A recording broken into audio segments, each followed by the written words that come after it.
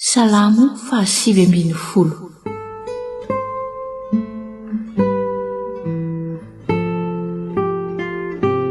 Fanehoana ny voninahitr'Andriamanitra na amin'ny asan'ny tanany na amin'ny lalàna nomeny.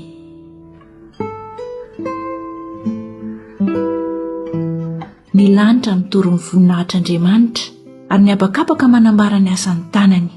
Ny andro samy miteny amin'ny andro mandimby azy ary ny alina samy manolo-pahalalana amin'ny alina mandimby azy. Tsy misy teny na fiteny nefa tsy rezay feony. Efa mivoaka ho amin'ny tany rehetra ny famolainany ary ny teniny dia miatra amin'ny faran'izao rehetra izao. Tranon'ilay ho an'ny masoandro no nataony teo aminy. Ary ny masoandro dia tahaka ny mpampakabady mivoaka avy ao an-trano fandriany sady mifaly tahaka ny lehilahy matanjaka mihazakazaka amin'ny alehany izy. Any amin'ny faravodilanitra ny fiposahany ary ny alehany dia hatramin'ny farany koa ka tsy misy takona amin'ny hafanany. Tsy misy tsiny ny lalàn'i Jehovah mamelombelona ny fanahy, mahatoky ny teny vavolombelon'i Jehovah, mahaendry ny kely saina. Mahitsy ny fandidian'i Jehovah, mahafaly ny fo, madio ny didin'i Jehovah, mampahazava ny maso. Madio ny fahatahorana an'i Jehovah, maharitra mandrakizay.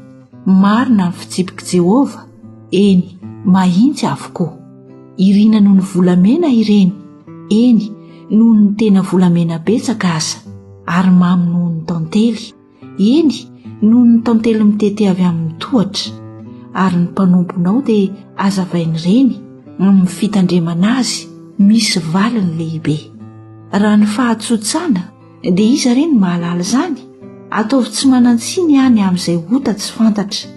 Arovo ny mpanomponao tsy ho azon'ny ota sahisahy. Aoka tsy hanapaka izany. Dia ho marina tokoa ka tsy hanantsiny ny amin'izay fahadisoana lehibe. Aoka ny tenin'ny vavako sy ny fisainan'ny foko, samy ankasitrahana eo masonao Jehovah, vatolampiko sy mpanavotra.